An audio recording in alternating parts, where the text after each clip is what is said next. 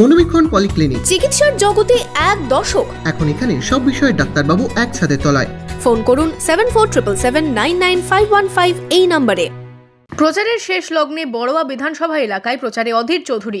শুক্রবার সকাল থেকে বড়োয়ার বিভিন্ন গ্রামে গ্রামে চলল কংগ্রেস প্রার্থীর প্রচার। হরিশ্চন্দ্রপুর, লোহাঘাট, মুন্টি, জজান, পাঁচথপি সহ বিভিন্ন এলাকায় চলে অধীরের প্রচার। হুটখোলা গাড়িতে পাড়ায় পাড়ায় চলে অধীরের জনসংযোগ। আর 3 দিন পরেই ভোট। প্রচারে বাকি একটা দিন, তার আগে শেষ মুহূর্তে জনসংযোগে জোর অধীরের। এদিন বাম ও কংগ্রেসের নেতাকর্মীদের সাথে নিয়ে চলল বহরমপুরের কংগ্রেস প্রার্থীর প্রচার।